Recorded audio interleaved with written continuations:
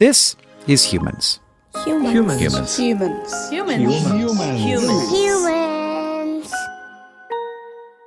I'm Hank Green. Radiolab was the first podcast I ever loved. I remember putting on my headphones and just wandering around my neighborhood, letting the show's creators, Robert Krulwich and Abumrad, teach me things, tell stories, and always, without fail, surprise me. But Abumrad seems to have a knack for surprise, not just in the stories he tells, but in the way he thinks, and in the way that he has moved through a career that has, to me, always seemed a little bit restless. What grabbed me about his work was not that it was smart, plenty of things are smart, but it felt alive and full of curation and choice. And this is all kind of storytelling. What I loved was the stories. Jad's work is curious, and it's open to being challenged by what it finds, and these stories make the world feel stranger and bigger and more worth paying attention to. And that was a big deal for me. So much explanatory work, which is often the work that I do, can feel like it's flattening the thing that it wants you to care about, while Jad's work often does the opposite. If you want to tell a science story, you don't usually end up with a conversation about managing an elderly patient's bed sores. But the way that Radiolab did science communication demanded that understanding and feeling were not enemies. And maybe the best stories do both at once. That spirit is central to Jad's work, and it's carried through many remarkable projects like Dolly Parton's America and Fela Kuti, Fear No Man, which if you haven't listened to that, why not? They're literally free and better than any other audio you might be currently listening to, including this interview. There's a sensibility underneath all of this and a Jad Abumradness that just isn't like anything else that's ever been made. And not just in style, though certainly in style, but also in what stories he wants to tell or wants to hear or wants us to hear. I don't know which of those things. I'm very interested in people who seem to have built an internal compass for what's worth noticing, people who can make something careful and surprising in a world that often rewards fast and easy, but also I'm starting an interview show, so I want to talk to somebody who's really good at interviews. Jad Abumrad, thank you for coming on Humans. Oh my God, thank you for having me. And what a wonderful, lovely introduction. I wonder if you agree with all of it. I'll do you think you're awesome? Is the question. That's a tough question, Nick. I don't know. You and I were talking. I'm a big fan of your work. And so that you would read the introduction makes me believe it a little bit more than if anyone else did. So I also have that reaction when people say nice things. It's hard to be like, well, I think you're wrong. Well, I mean, as you know, it never feels like all the things you say never feel that way from the inside. Yeah. You always feel lost and stumbly and like not sure what you're doing. For sure. I hope that the podcast producers of the world will forgive me for saying this, but I think that most podcasts that I listen to, if you asked me who edited it or who produced it, I would be like, I don't know. But if it was something that you did, even if it did not have your voice in it, I'd be like, well, that was Jad.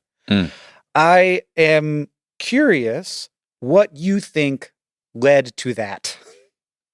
Well, it's funny. When I think of my voice, it includes editing, right? It includes the music of the cut underneath the voice. Perhaps we should say that you're a music producer as well. Yes. And also when you are producing, there is a relationship between music and spoken words often in your work. Yeah. Where those things are becoming the same and they're blending between each other in a way that, I don't know, you know more about this than me, but it doesn't feel like anybody else does.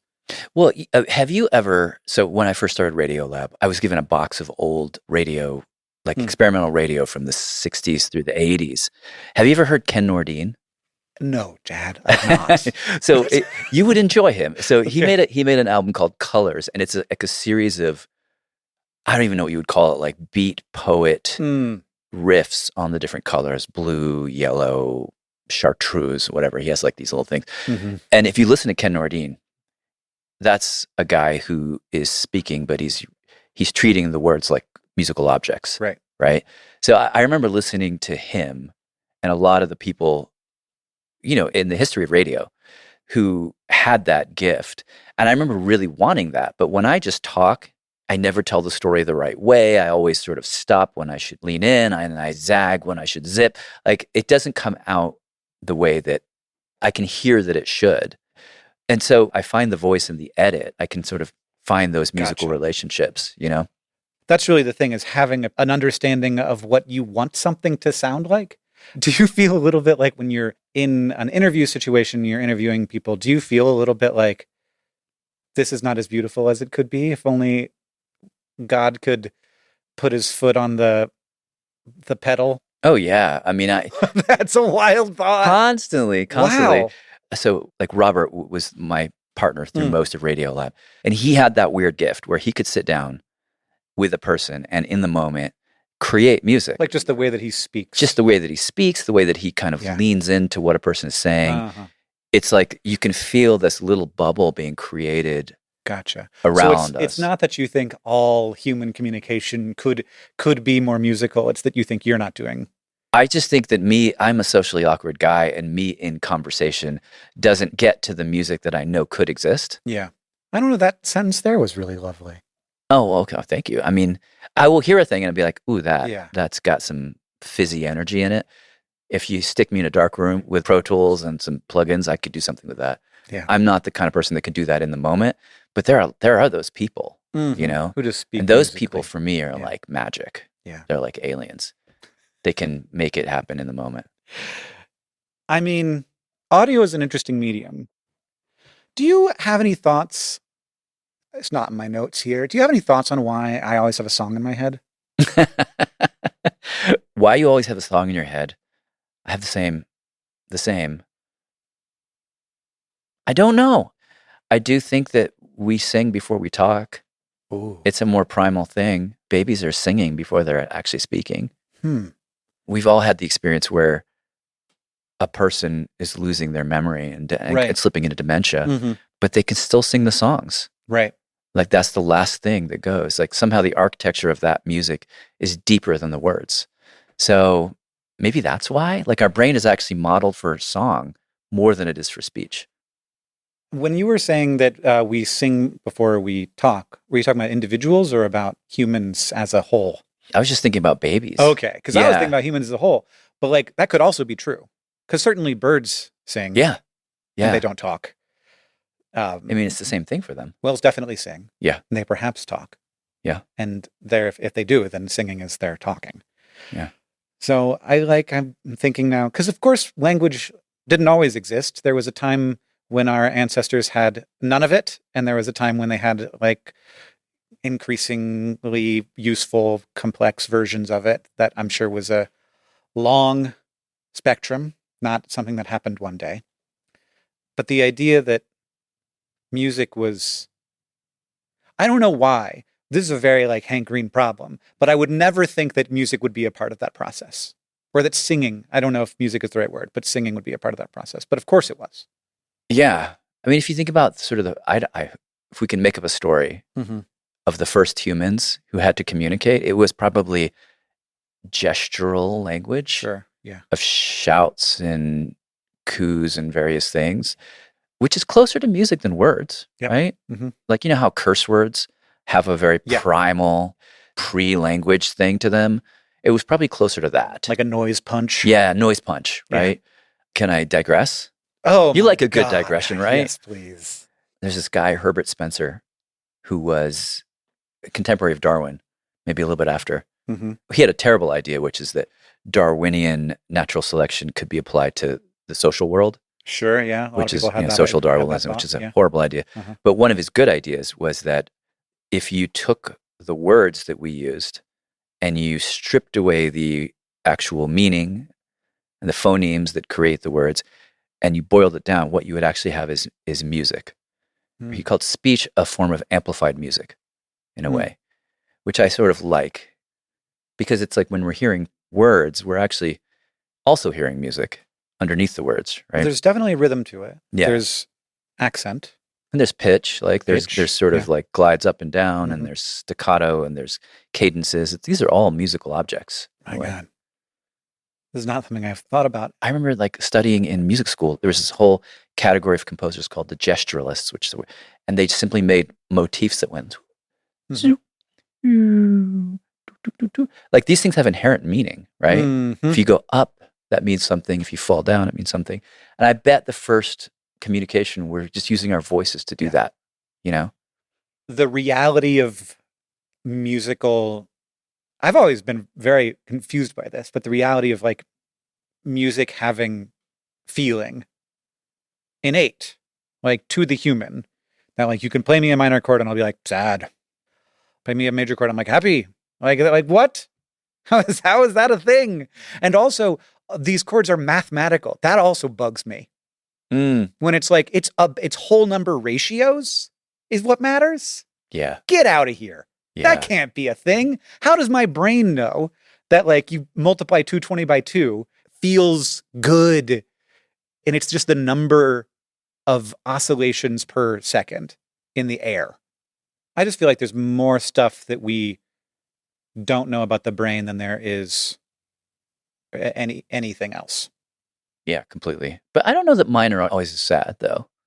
I think Sorry, that I apologize. No, but that part of it I do feel like is where is culture, there a cultural construction there? Yeah. You listen to a Dolly Parton song though and be like, that's a sad song. You don't have to speak English. Yeah, especially her early stuff. That's what, But a lot of sad songs are now over major chords.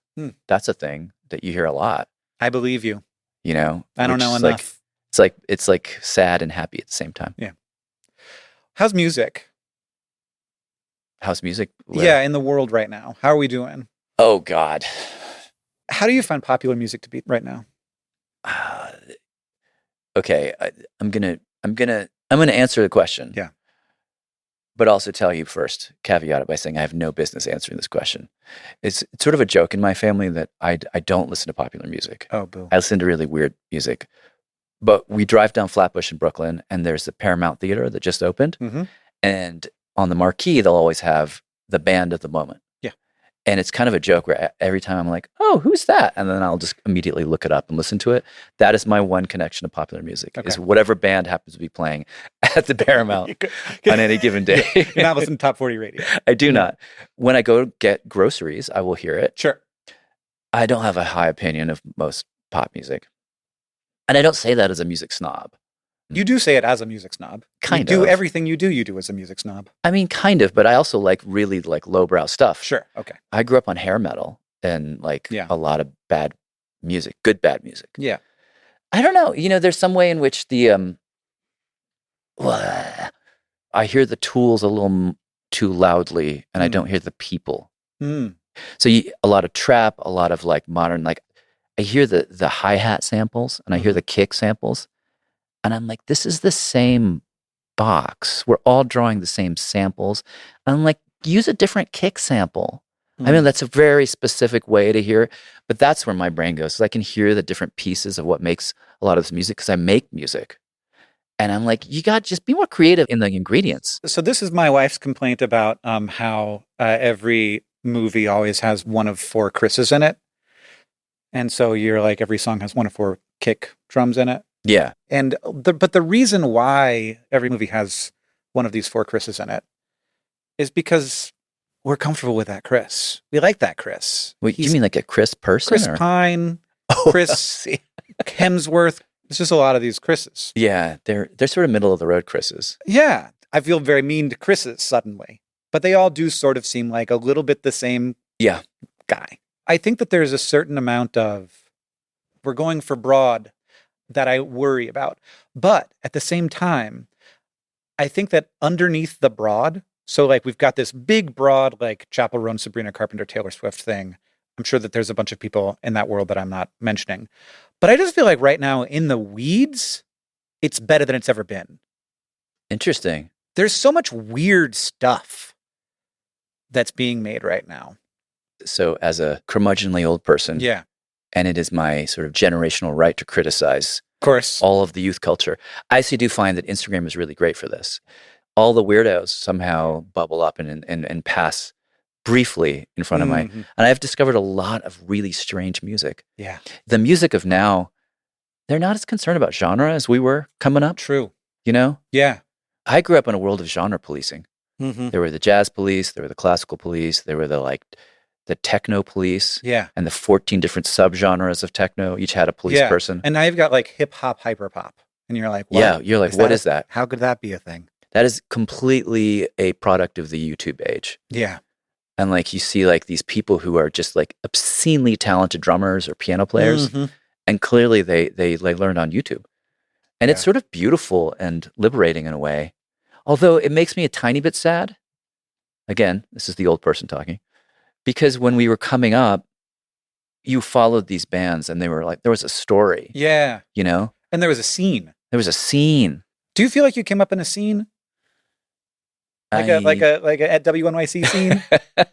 It sounds so quaint, but maybe it was a scene. I mean, certainly Brooklyn and podcasting, it was lousy with podcasters.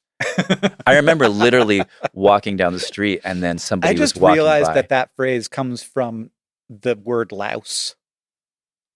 Oh. Like it was a bunch of lice. It was lousy with podcasters. Brooklyn was infested with podcasters. Full of podcast men, little white men lice. Yeah. They have been deloused at this point, though. Yeah. That's a certain kind of gentrification. The podcast movement. Anyway, yes. So, but yes, it was sceney. What year was this? This would have been aughts, maybe? Okay. Because now everywhere is lousy with podcasters. But it's, I mean, the word has shifted and changed. And it means something different than it did. I think it was somehow in the COVID era where a lot of celebrities were like, ooh, this is how we can be heard. And then the venture capitalists were like, here's the money. And that really changed and opened it in some really good ways. So I'm not just, again. Sure, that's good stuff. So aughts, Brooklyn. That was a scene. Were you just out of school then? Yeah, I got out of school in 95. Okay. I think that was the year. So back in the Stone Age. I piddled around New York and did various jobs for about 4 years. Mm-hmm. And then wandered in the side door into radio at a community radio station first. And then I graduated to WNYC. And then I happened to be in the halls when they shifted and changed the entire station. This is in the wake of 9/11. Mm-hmm. And Radiolab was born far, far too early for me, like way before I was ready. But there was an opportunity and I just stepped into it and I learned on the go. I listened to this talk that you give at Oberlin, which I'm worried you're going to be... Oberlin? Were you were I wasn't there. You were not a secret Obi, were you? No. We have many operatives in the field. And I was like, well, are you part of the tribe? No. I was like, why does he look at me like that? I was like, I knew I liked you. No, you've never heard of my school. Okay. So you give this talk at Oberlin with Robert where you share the first thing that you and Robert ever made together. Do you know what I'm talking about? This would be the Flag Day piece. The Flag Day piece. Yes. Yes. So Ira Glass had said, we want to do this show that's like, it's like an hour long, but everything is 2 minutes long inside of it. And so produce a 2 minute long thing. And you produced this 2 minute long thing that has all of the fingerprints of Radiolab, but no direction like that it's pointing in. Right. And so it was just sort of like mocking something that wasn't really like, if I could try and extract a vision from it, it's we're making fun of a record from the 1960s that's about how to treat the American flag. Yeah, so it was a strange genesis of that piece. It sounds like, to me, can I guess, two guys giggled about a dumb thing and they were like, we got to make this. Kind of. Yeah. Yeah. I mean, it was also just the strange genius of Robert Krulwich. And I was sort of new and he was not new. He'd been doing radio and TV. He was part of the cohort that invented National Public Radio and then had gone on to have a TV career. And for some reason, he and I started playing and working together. And I have to interrupt. I'm sorry. For some reason, you're a young guy. This is this legend in the field. How the heck do you guys start hanging out all the time? Well, because I had, do you want the long story or the short story or the medium story? I want to know if you did it on purpose. No. It was fate bringing us together. So I had created Radiolab. It existed in the backwaters of the AM schedule. Okay. At a time on Sunday night where no one was listening. And that is quite Was it literally science true. Focused? No. Remember how I was telling you that I had a box of CDs of old radio and Ken Nordine was in there? Mm-hmm. At that point, it was literally just play documentaries from around the world. I would beg, borrow, and steal old work from producers, and I just would put it on and I would talk between them. Oh, gotcha. So there was no science at all, but I was starting to kind of get curious about science because my parents are scientists, and it was an interesting time in the development of like fMRIs and that technology and neuroscience and all that. But around that time, I would sort of do odd jobs for the station to justify my existence in Radiolab because nobody was listening. Right. And one of the things they had me do was go out and record 30-second spots with various luminaries in the New York media scene. He was on the list. And I remember the first time I walked into his office, I handed him a script that I had written, and he like just kind of glanced at it and he was like, no, I'm not saying that. Put it down. And then he like wrote some crazy thing. Yeah. This would be a pattern that would repeat any time I tried to hand him a script. Yeah. I was just like, this guy's really interesting. We started talking. We realized we both went to Oberlin, both worked for a second at National Public Radio and WBAI, which is the community station where I started. And we just had all these parallels. And so I took a chance the next day and I was like, would you have breakfast sometime? So we just started having breakfast. And you wanted to have breakfast with Robert Krulwich? Just because he seemed like a really interesting guy who knew the way the media world worked. Just the most talented, smartest human I've ever met in my life. I mean, I'm so, like, obviously that's like a life-changing relationship. Yeah. And I don't know how those start, but it does seem a little bit like asking someone to go get breakfast isn't a little thing. It wasn't, but we both recognized, like, this is weird. We have all these parallels, and because you both went to Oberlin. it's like a shorthand. And yeah, I should have lied. I should have been like, yeah, whatever that is. Listen, you're already an honorary OB in my heart. Okay. Yeah, but I went to Oberlin in New York. Ohio. I forget where we landed. Breakfast. Yeah. It felt natural. Robert's not he's not one of those scary legends. He's like a very curious, open legend. And so we had breakfast, and then one day he heard a thing I had made on the radio, and he was like, let's make some stuff together. It was somewhere around there where the Flag Day thing happened. Yeah. We hadn't really yet made anything of consequence. And then Ira was like, do you guys have anything? He said it to Robert, not to me. And I was like, Ira Glass is the greatest radio maker. I was like, this is my chance. And we made this thing. And I had just happened to hear an old 60s record of how to treat the flag. You just happened to hear it. Somebody had sent me. Thing to have heard. Somebody had sent me this really hilarious audio from a 1960s book about how to properly greet the flag. Which hand to put over which side. Like what Northwest streets. And like if there are many flags, in what sequence do you salute them? And yada yada. We just thought it was so funny. Yeah. According to the law, our flag should always be raised briskly. Faster, Johnny, faster. Hey, Mom, I'm trying. And to the very peak of the stack. Please. When the flag is displayed over the middle of a street, it should be suspended vertically, with the Union to the north on an east-west street. Excuse me? Or to the east on a north-south street. Does this street run east-west? I think it runs east-west, but I'm not sure. It has run east-west since I was... It runs north-south. That's the answer. It run north-south since I've been a kid. Marge? Yes, Eddie? I got the American flag, the police regimental flag, and I got 8 thumbtacks. Now, what should I do? You put up both of them, Eddie, but you got to listen to the man. So we ended up making this thing. And Ira famously, he didn't just hate it. Apparently him and his staff had multiple meetings about how much they hated this piece. When did you find that out? Well, that was later. I mean, I have since become friends with him, and he confessed. He was like, "Yeah, we really hated that. We hated it so much that we all like hung out to talk about how bad it was. The way you hung out, to it talk wasn't about just how bad; it was somehow offensive to them." I mean, I listened to it twice because of how visceral Ira's reaction to it was. Because when I heard it, when you guys played it, I was like, that's fine. Like, it's overwrought. It's like they put way too much into it. Yeah, it's overcooked. But then the way how much he hated it, I was like, what is he seeing that I'm not seeing? It seems like 2 minutes of goof. Well, exactly. And this is the thing. When you hear it now, in light of Radiolab and its history, you're like, that's the Radiolab guys. Goof. That's those guys doing what they do. But at that point, there wasn't a lot of people doing that. Yeah, Robert Krulwich pretending to be a 10-year-old boy. Yeah, and I have to tell you, Hank, watching Robert Krulwich in the studio conjure other characters is a truly magical experience. I remember that session because we were like, Robert, we need to make a crowd. So can you just be other people? And he starts like he was a boy talking to a woman, then he would become the woman, and then he would become an old person yelling across the room. And I was like, this is amazing. This is the most theatrical thing I've ever seen. Yeah. I think it was too theatrical for Yeah. Ira, you know?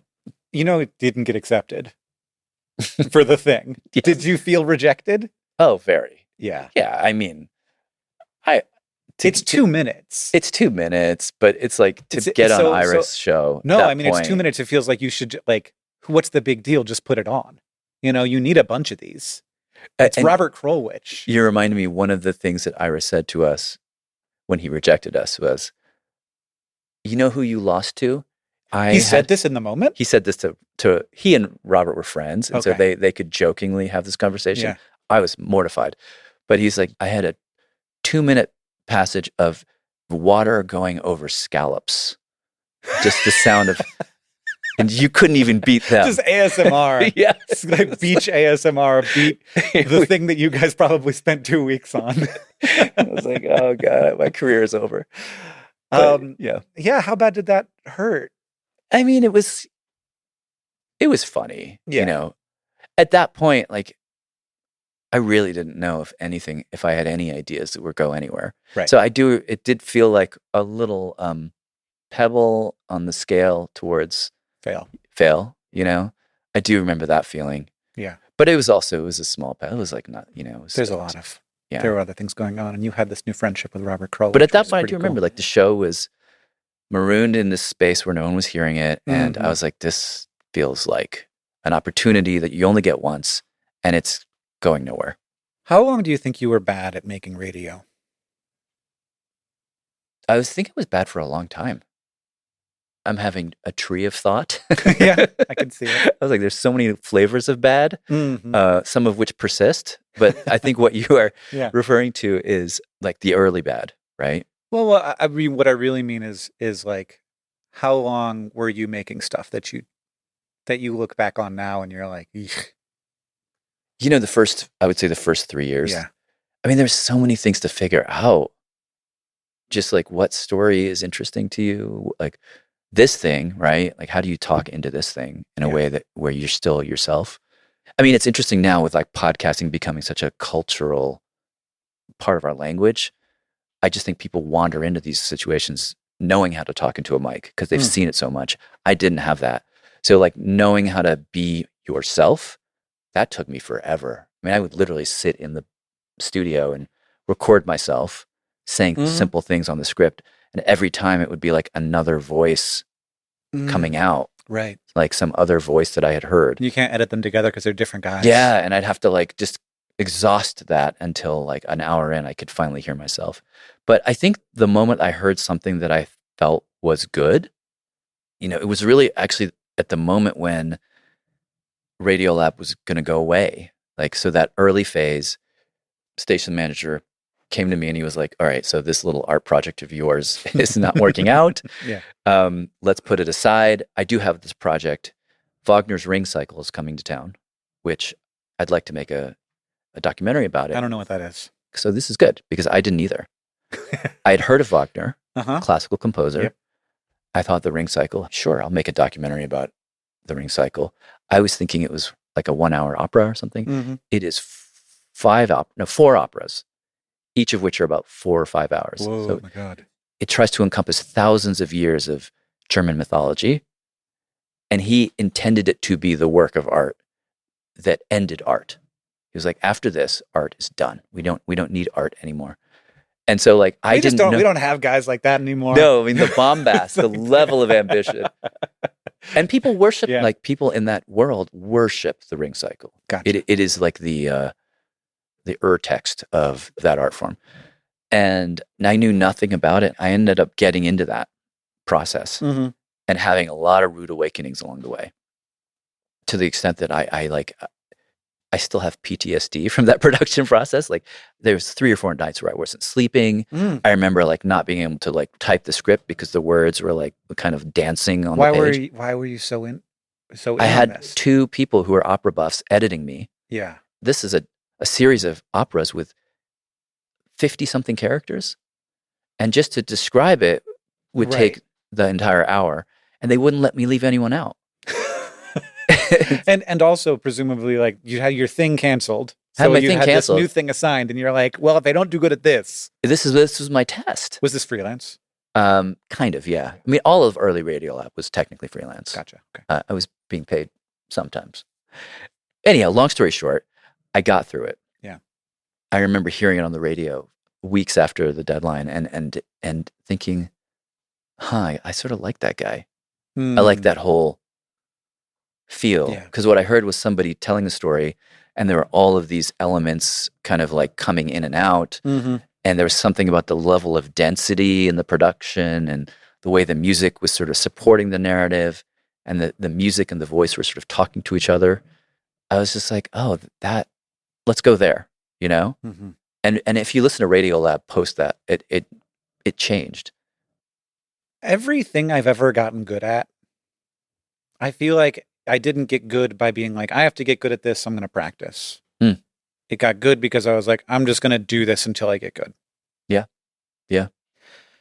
And for me, the thing that kept me doing that in online video was having a little bit of an audience in the beginning. And it wasn't huge, but it was like, a few hundred people and then a few thousand. And they were mostly people who came because they liked John's books, which he had already published some of. They were largely librarians. It was probably 30% librarians who loved John Green. And so that's a great audience to start with, by the way. If you want to start with a foundational audience, librarians are a great way to go. They were the thing that like made me keep making. Yeah. What was making you keep making? That's a really good question, because the thing that I'm quite jealous of in your medium is the way that you can measure and track the audience. Yeah. And you can sort of measure impact. It really changes.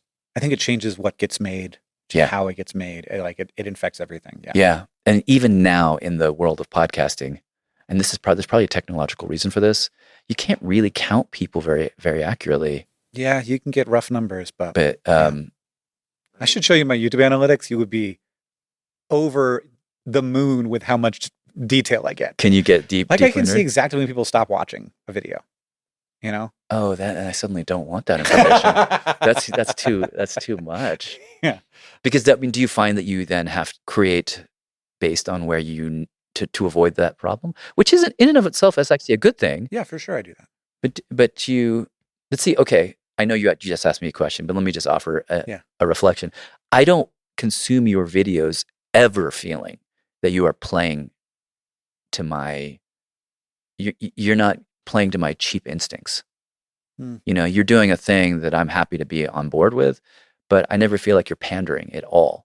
No, I don't think I'm pandering, but I'm doing things. Like I'll tell you that something's coming up later in the video that I'm not going to tell you yet because I want you to keep watching. Oh yeah, but that's foreshadowing. That's some signposting. Yeah. Which is, I mean, but like, I think that the line between signposting and manipulating people is not a sharp one. No, but I would put it like this. I think that there are those people who are happy to simply give the audience what they think the audience wants. And then there are other communicators who are a little more aspirational. They want to aim in a direction that is slightly beyond where they are and where the audience is. And hopefully that you'll meet in that spot. And I feel like you're one of those people. You're pushing beyond what the audience thinks they want. Right. I mean, ultimately, I want, if we're going to get into it, I want two things. Like, I do want you to watch my video, but I also want you to, well, hopefully three things. But the second one is I do want you to think well of me by the end of it. Yeah. Which is like, that's very important to me. And then the third thing is like, I hope it delivers some value. But like, really in like the deep Hank, I'm like trying to get my classmates in middle school to like me. Yeah, that's fair. I think we're similar that way.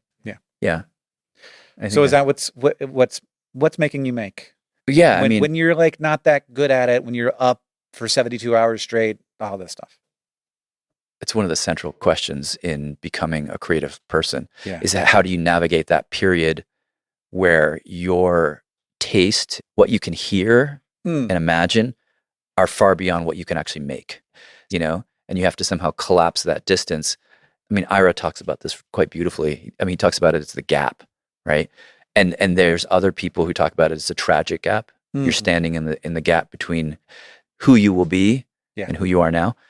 And you can see who you will be in some fuzzy way. I don't know that at some point you make and you get through that gap simply because the act of making is deeply pleasing. It is. And, You know? and like really pleasing Yeah. is getting better, like closing the gap. Yeah. One day at a time. Like, I think that this is like happiness research has shown that this is one of the best ways to have a fulfilling life is to have something that you are getting closer to being better at all of the time. Like musicians have this. Yeah. They've just got a thing that they will never Totally. finish, and that they will always know that they're making progress. But there is the sort of, it can have a double-edged sword, right? Like I remember when I left Radiolab and I handed it off and I was like, I needed a minute to detox. I started drawing. I've never drawn in my life. I've always taken myself to be a bad drawer. Sure. But I picked up this book by Linda Barry, who's now one of my heroes. She's an artist, a great teacher of art. And I started drawing and doing all these exercises that she was doing. And I was like, I've never been so happy just to simply like draw really bad pictures. But then I was like, I really like drawing. I should get better at drawing. And then I got another book which taught me how to shade. I still, to this day, cannot figure out how to shade.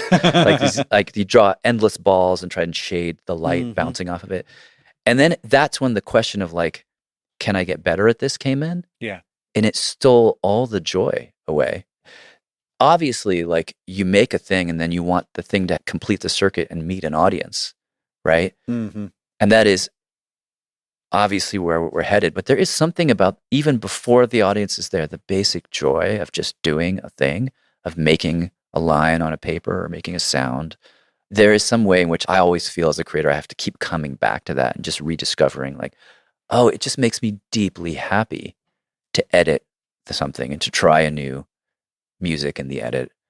And if you don't have that deep happiness at the very beginning, I just don't think you're going to survive, you know? You must think have you it. can. Definitely now. You know? But not always. Yeah. Not when I first did it.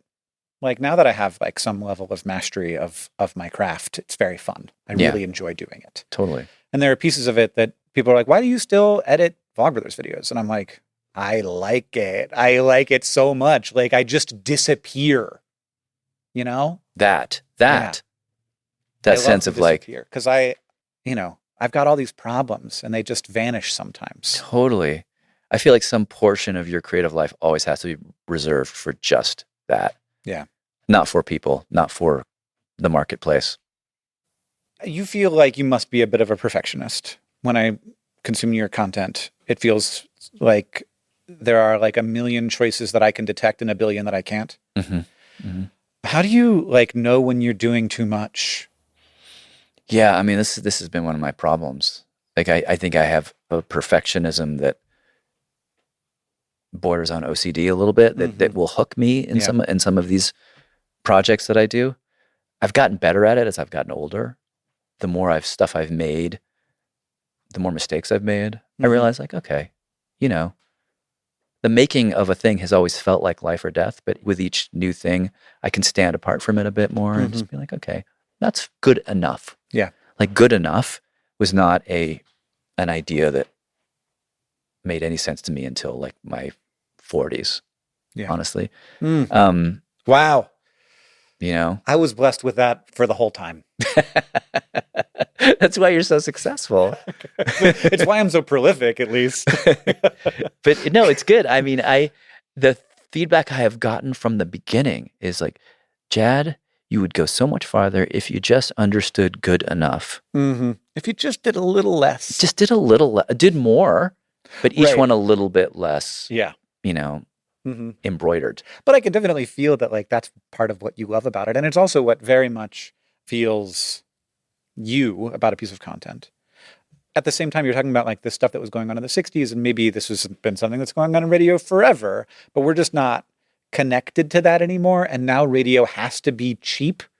It has to be, yeah. And the way that you make radio is not cheap. Well, it's funny. I mean, when we were just a radio show, that was exactly what all the radio people were like, what are you doing? Just turn on the mic and talk. Yeah. And they had a point, because when I would hear Radiolab on the radio, it was just a lot. It was a lot to take in. There were a lot of choices, and you're like driving, or It sets a very high standard, by the way. it demands a lot. Yeah, but like for creatives, sometimes creatives are like, "Oh, I'd like to make radio," and it's like, well, you don't need to be making Radiolab. You don't need to be making like a full documentary film. Yeah. It's really fun to do. I did it. I was on tour once, and I made like a full like soundscape tour podcast. Yeah. Where like you had the like things. It is so fun to make. Like I'd never made anything like that. Where I was just like in the way that things sound, which is such an important part of humanity, but we see ourselves as being so visual. I know. But the embodying space is very much about audio. Yeah, I mean, it's like I have a very complicated relationship to my own perfectionism. Yeah. And I don't say that like in a humble braggy sort of way. I mean, like, it doesn't. No, it sounds really, like a it bit really of a is a disaster thing that as a creative person I can be, that can work against me. And these days I just try to do a lot of projects. Yeah. And so that Good. 80% of them you can't spend all that time on. There's a little bit of, You know? I definitely have that where I'm like, well, I think I could make this a much better video, but if I do, it's never going to see the world. Exactly. And it's a little bit like all the other kids are going to not get fed Yeah. in some way, all the other creative kids. Mhm. And so that makes a lot more sense to me. How do you pick an idea? So I mean, I'd be very curious to hear where the Fela documentary came from. For people who don't know about this, Fela Kuti, Fear No Man.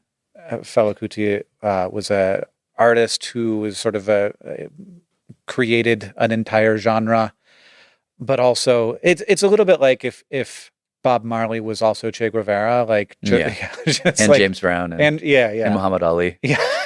So just a really amazing guy who I knew nothing about. Yeah. And is it like 8 hours?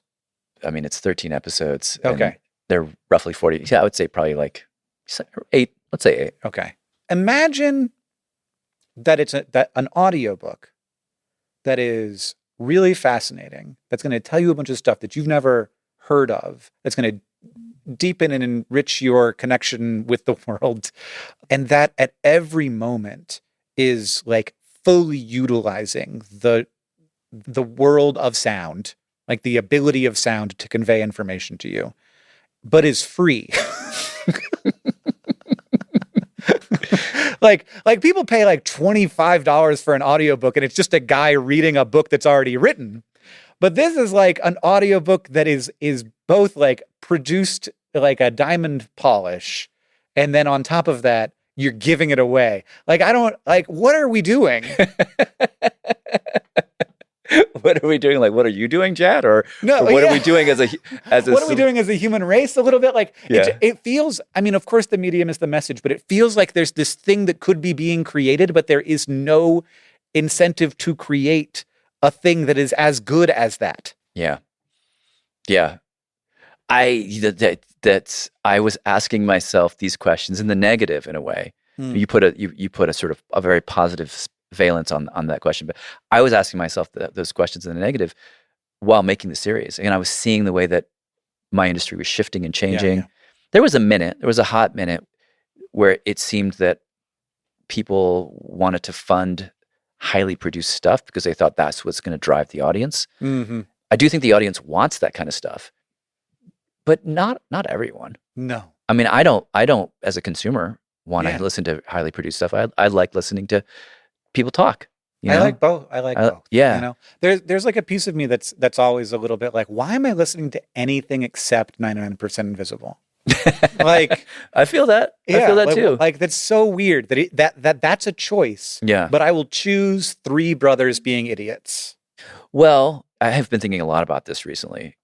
Like, as the thing that you make, me, once defined the industry, is now increasingly a small island off the mainland in a way. Mm-hmm. I've been thinking a lot about like, what role does that have? And like you say, why am I not listening only to 99% Invisible? Yeah. Because they make amazing stuff.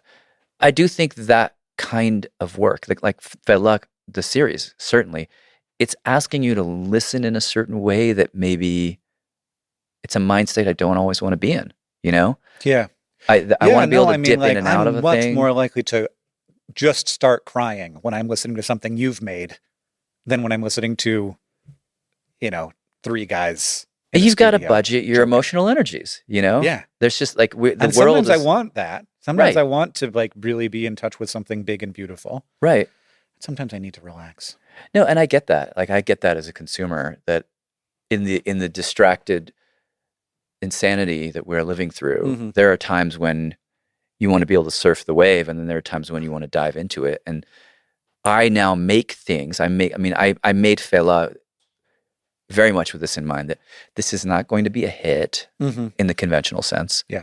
But the tail on it will be really fat and really long, and people will discover it when they're ready.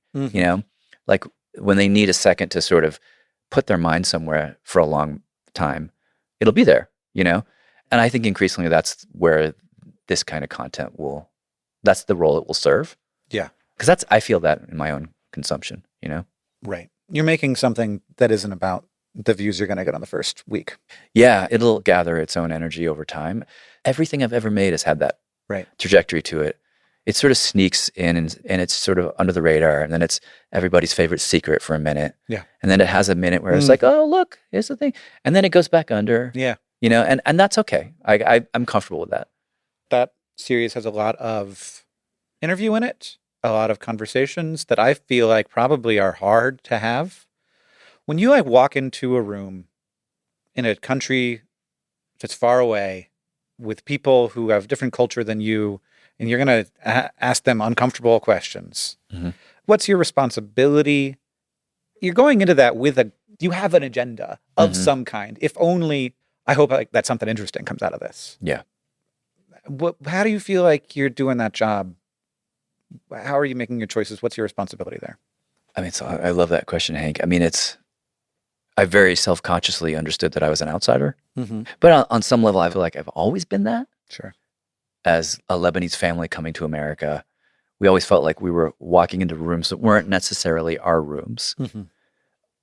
And what you learn very quickly is that you learn a certain move where you kind of stand very still until people forget that you're there. And then you can watch and just observe and understand the rules and then speak when you're ready, which turns out makes you an amazing journalist. Like that's the sort of cast of mind that I think journalists need. And I sort of systematized that over time. And then when we went to Nigeria, it was very clear to me, like I need to own the position of an outsider and actually use that position of an outsider. Like I think there is actually, as much as we talk about the sort of the danger of othering people, right?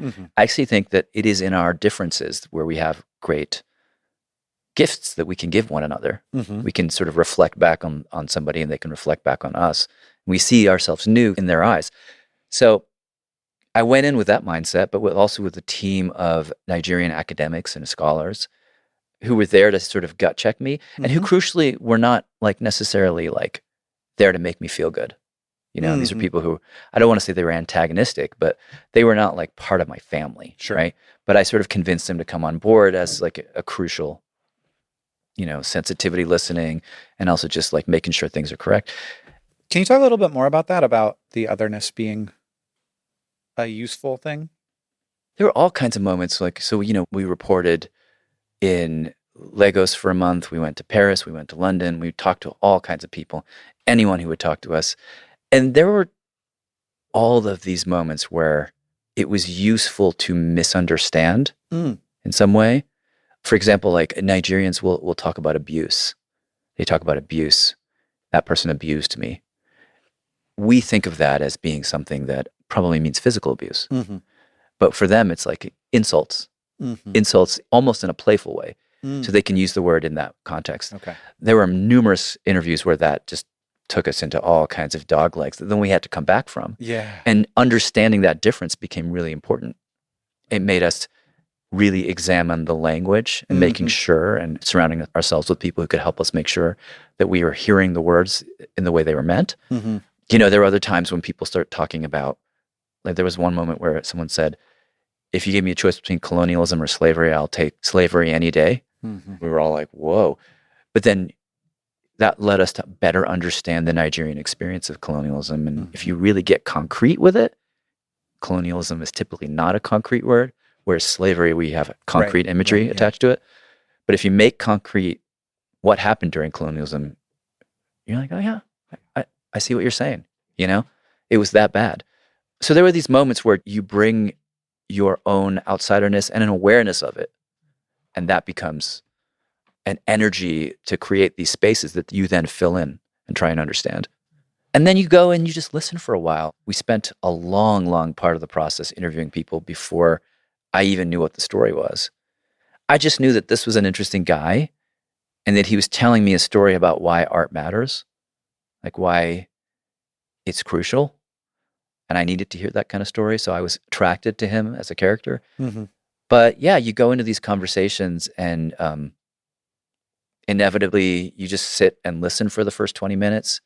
Don't ask a lot of questions. And then the thing I always do in all my interviews is I go back again and again. So an interview is never just one and you're doing 3-4 interviews with the same person. How many times did you talk to Dolly Parton? Oh my God. So many. Like 12 times. Don't say it like that. I mean, what a joy. It was amazing. It was amazing. But I remember one of the last interviews, she was like, "You're still here?" She was like, what are you doing? And I felt the weight of her question at that point. But I look back on it and it's like, you always want to get to that place. Yeah. Where they're like, "You're still around?" I was like, yeah, because I'm serious, you know? Yeah, I want to know it all. Yeah. Also a very good series. I think, was it every time that you went to talk to Dolly, she gave you that little Dolly quip? Yeah, ask me anything you want to ask me and I'll tell you what I want you to hear. Yeah. Which is like Dolly in a nutshell. It's like Dolly in a sentence. Part of what I came out of that thinking is like, what a genius. And she's a genius in a way where like you don't see it because she doesn't want you to. The way that she uses humor, the way that she is it's the judo that she uses during an interview to redirect a thing that's uncomfortable, but then she'll make a joke. It's like people should teach college courses about communication based only on Dolly interviews. And there's a thing that extends out from that. Like you did, the Q score, I think is what it's called. Yeah. Where it's like, how are celebrities perceived globally? She's like top 1 or 2 in terms of people not thinking negative things about her. Yeah. Yeah. And, I think that there's a certain amount of like, she's playing the cards she was dealt in terms of, so are we all. Yeah. But like, what a masterful way of thinking. I am going to play the game of the entertainment industry and I'm just going to win. Yeah. In a way where she never even looks ambitious. And yet her face is on every billboard in Tennessee. I mean, it's amazing. I interviewed her so much. Yeah. I don't think there was a single question I didn't ask her. It's still at the end, I don't know that I really know her. Yeah. Because she's so able to create the feeling of knowing without actually I don't know. It's hard to say. I mean, it's like she plays the game so well that I couldn't get past it. Can I give you Dolly Parton insight and you can check me? Yeah. I think that she has a very interesting understanding of power. Mm. Yeah. Yeah. That's very nuanced. Yeah. The series is called Dolly Parton's America. And so it is kind of a series about America. It's kind of a series about power. It's kind of a series about like partisan, like divide and like what was happening to us has continued to happen to us. And how Dolly Parton somehow like occupies this space where like it's okay to just be American. The kinds of people at a Dolly Parton show aren't in the same room together many other places. Right. Right. There's part of it where I think like she's so good at communicating, but there's part of it where I think she actually just has like a really complex understanding of human relationships in a way that makes it very hard for her to believe in villains. That's okay. I'll tell you a story where everything you just said really hit me in the face with her. Mm-hmm. So the second episode in the series was really centered around her relationship with Porter Wagner. Sure. Yeah. So she comes to Nashville when she's 21. This is 1967. He's like the biggest deal in country music. He has a syndicated show. She joins ostensibly to be just his like backup singer. Mm-hmm. But because she's Dolly Parton, within a year, she's all anyone wants to see. Yeah. And he gets super jealous and like starts bad-mouthing her in the press, sues her for $3 million when she tries to leave. Yeah. How does she leave? She leaves by basically saying to him, I have my own dreams. and I will always love you. And she writes that song Mm. for him. Oh my God. I mean, that song has gone number one in like 3 successive decades. Yeah. And that's the way that she leaves. She leaves with this incredible act of kindness, but also insisting on her own power, Mm-hmm. right?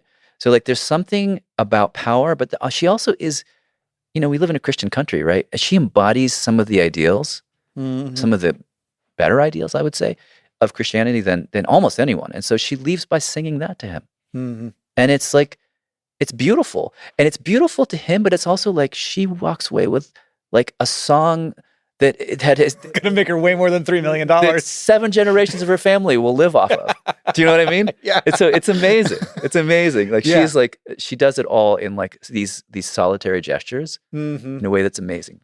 It's like you're playing a game of chess and then suddenly she's like, actually, there's a piece you didn't know about. Yes. It's like, there's like Super Queen. Exactly. And she's going to win this game so hard. And you had no idea. But you have to be a Dolly level genius to be Dolly level good. I mean, she is like the unicorn of unicorns. Yeah. I don't know if there'll be anyone like her when she is no longer with us. Yeah. But we all get to continue benefiting from all the many things she has made. Absolutely. So I do science communication. Radiolab feels to me like it started as a science show. Yeah. Okay. But like a weird one.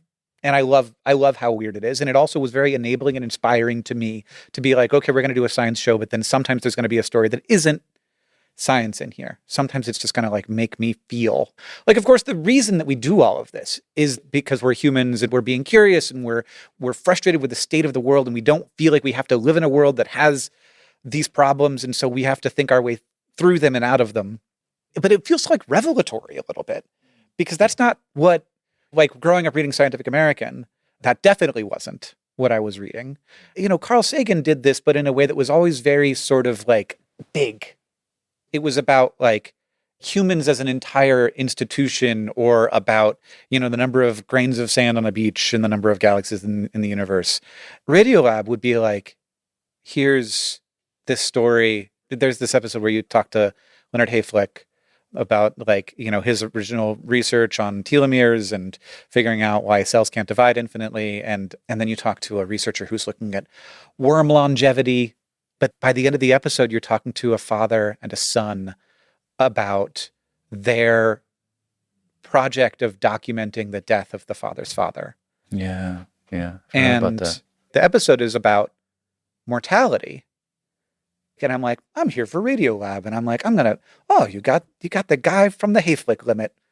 And then by the end of it, I'm like, oh my God, we will all die. And how do we want to do that? And how do we want to treat each other? And the father,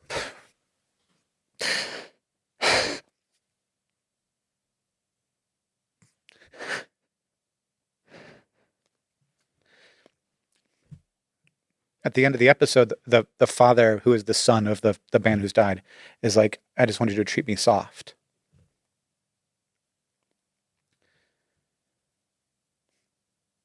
And like, that's not what I'm coming to science journalism for. It was very enabling for me as a communicator because like, if I'm going to do science communication, like I was thinking I was going to be writing for Scientific American, but I get to do it however I want to do it because I'm just a YouTuber.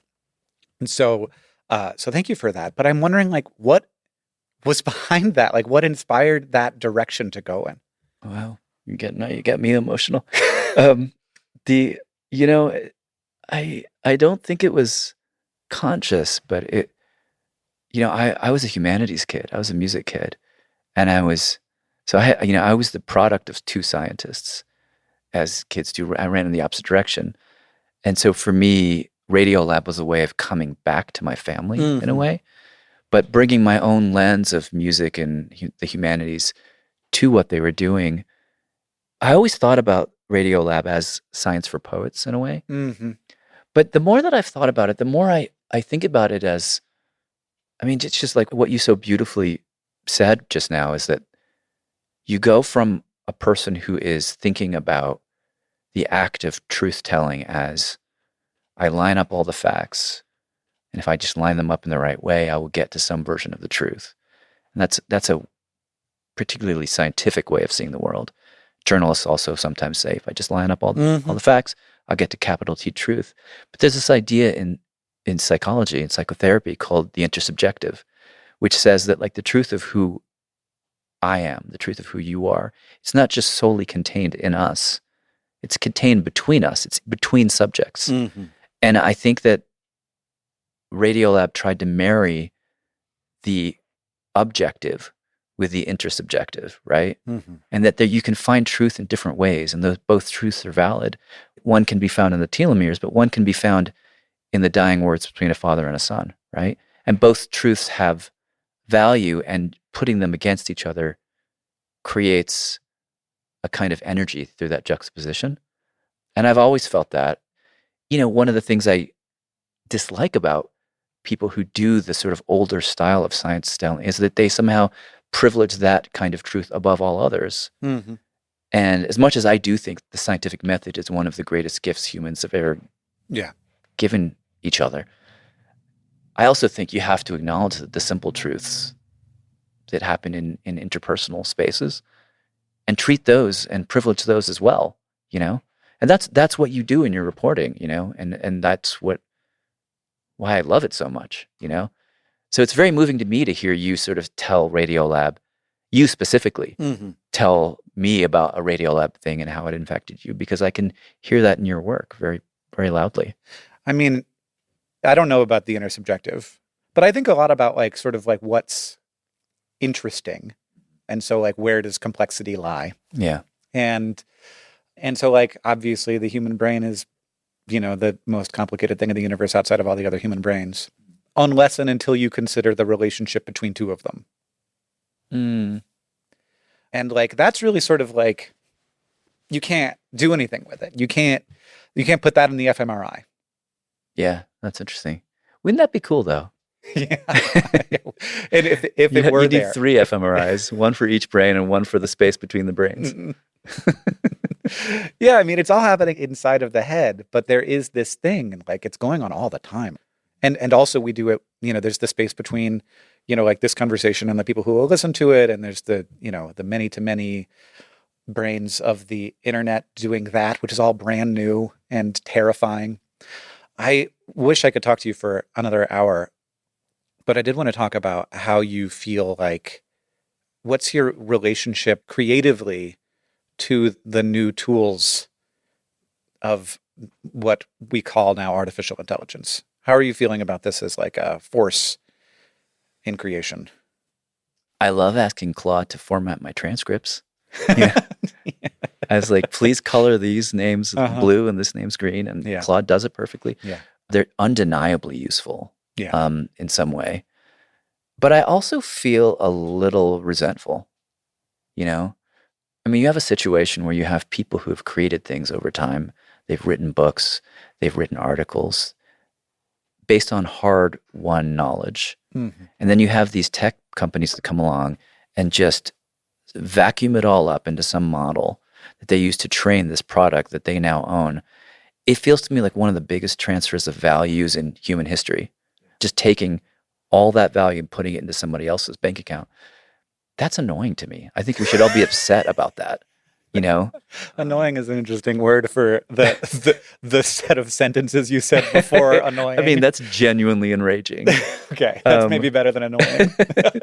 So like people who are really pissed off at AI, I'm like, yeah. You should be. Yeah. And it bugs me to no end when the technologist will say, well, the train's already left the station. Yeah. Yeah. And you're like, yeah, probably you're right. But I mean, like, do we need help making fake videos? Like, is that a thing? Like, the fact that was one of the first use cases, make a fake video even better.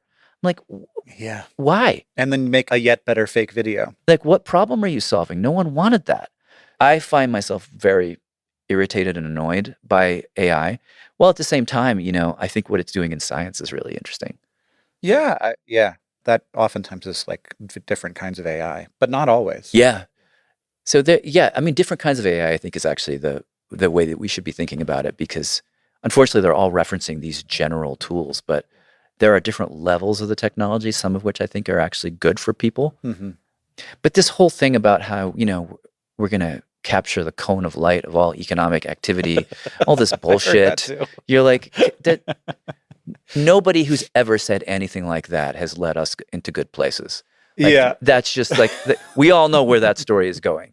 There's also this sense that I'm getting right now where people are like, this time the fountain of youth is real. We always used to think it was a myth. And I'm like, no, they didn't think it was a myth. We've always thought it was real. And then we did all end up dying anyway. Yes. I think that we should do longevity research, obviously. I'm happy having people live longer, happier, healthier lives. No, but you're yes, absolutely right. I do think that they will yet die. Yeah. And that is... It is interesting to see a bunch of people whose only problem left is that they will die, thinking that is the only problem left to solve. And I'm like, it's your only problem, but we've got other ones. Yeah, it's that so we true. should probably, anytime a new AI thing comes out, I always think, how will this help the housing crisis? I love that you think that.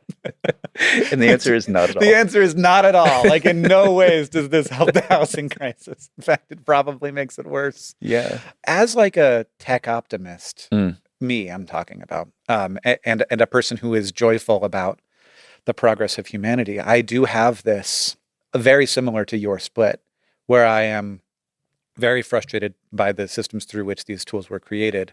And at the same time, like, oh my God, I cannot believe that things that can do this exist. Yeah. And then at the same time, oh my God, I've seen the way that one communications revolution has affected my world, and you're going to lay another one on top of it? Yeah. And that freaks me out a lot. It freaks me out. And I just don't think we are capable of consuming the amount of information that we're being asked to consume right now. I just don't think. I don't think caring about the number of things that we're being asked to care about. Yeah, you know? I don't think it's like being confronted with the number of horrors that we're being confronted with. Yeah, I mean, it's just like it puts us in a psychologically hard space. Yeah. So where are you these days with humans? I told you I was going to ask you this. With humans, like, how do I feel about the humans? Yeah. Listen. If one simply just consumes the news, you wake up each morning and by like 9:30 a.m. you have a pretty dark view of the humans. Yeah. However, I also teach at Vanderbilt University, and the young people, they show up to the class, and they're very scary. They have a sort of a disaffected look on their face, and they sort of confirm your view of humans for a millisecond, and then they speak. Every time I have a chance to speak to these students, they reaffirm so much about people. Like, they're really smart. They're looking for meaning. They're genuinely like wanting to have impact on the world, and they just don't know how. They have this terrible burden that we've left them with, but they seem up for it. They seem up to the task. So any interactions I have with young people restore my faith in humans. And each day it ends kind of in a draw. So the jury's still out on the humans. The jury of my heart, that is. I'm going to read you something that you once said about Radiolab. And you and Robert. One of us will be sort of the skeptic at one point, and the other will be the kind of person who wants to believe in magic, but then will flip. Because I really do fundamentally believe that I am both a skeptic and also I am a believer in magic. And I think that Radiolab is both of those things together.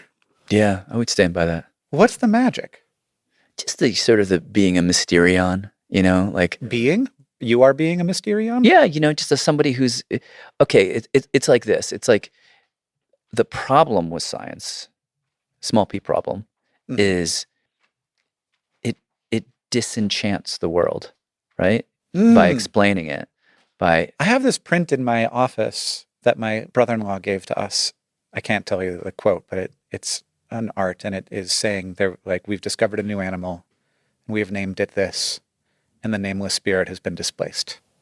Yeah. I mean, that's what I'm talking about. There is a displacement that happens when you know or think you know a thing. And I do think we have to re-enchant ourselves to the world. Believing in magic for me is about becoming re-enchanted. Yeah. Which can happen at any moment in the day. You look up and you look at the sun and you're like you and I before this interview, we were talking about indoor plumbing, right? Yeah. Like, if you just think about it, the fact that we have all of these pipes that reach up into our buildings and whisk away our shit, what a fucking miracle that is. Excuse my language. There's so many ways. You didn't notice you said shit, but that's okay. Well, whatever. We can use AI to fix that. Yeah. But I for me, that's what I want from mystery. It isn't so much to have a cheap sense of wonder. It's to just be reinvigorated to the magic of the fact that we exist at all. Yeah. You know? I think that this is very important. I think that science loses people because of this. I think so. I think that people want agency too. They want to feel like things make some sense. And I feel like I have that.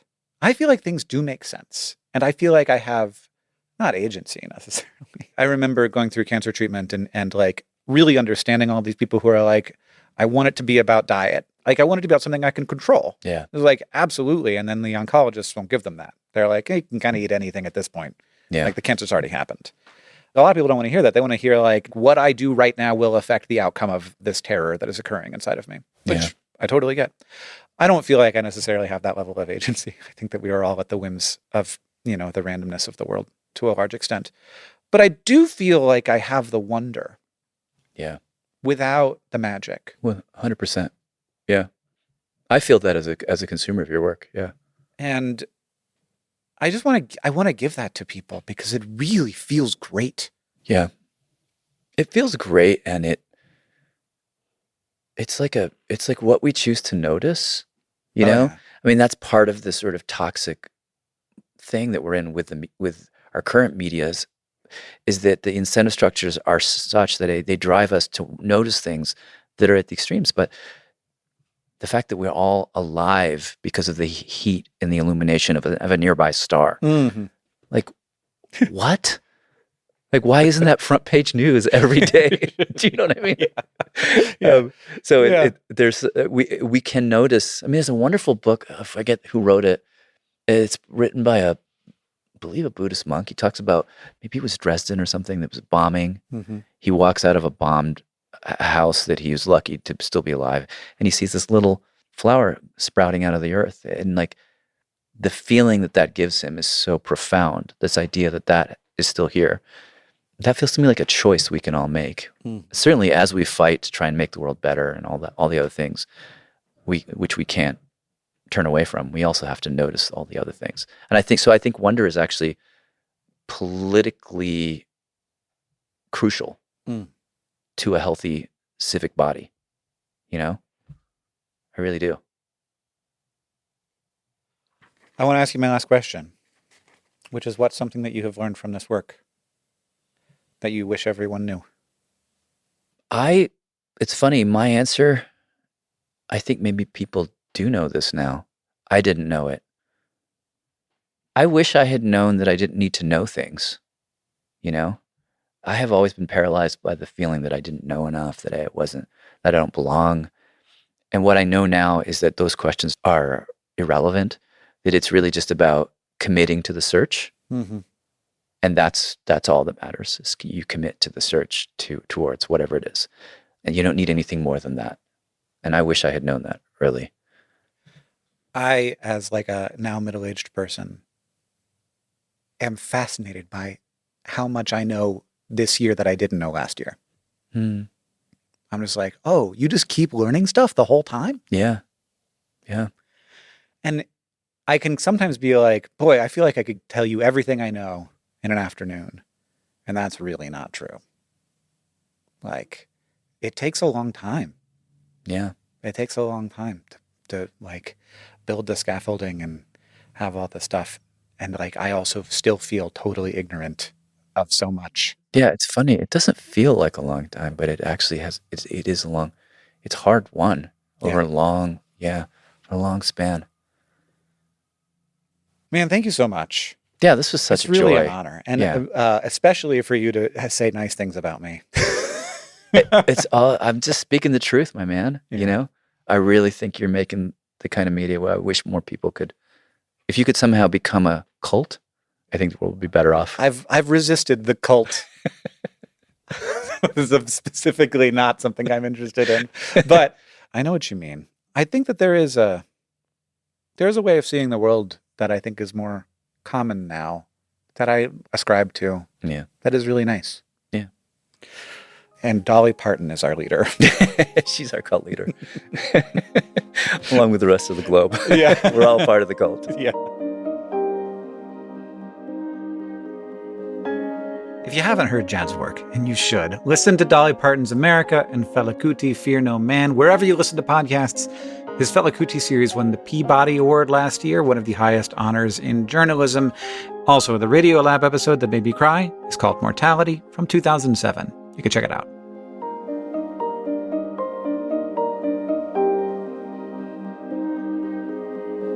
Thanks to all the humans who helped make this episode. Morgan Levy is the show's supervising producer, and Greg Rippin is our engineer. Peyton Mitchell manages our social media, Andrew Huang composed the music, and James Barnard designed the artwork. You can, and should, follow us wherever you listen to podcasts.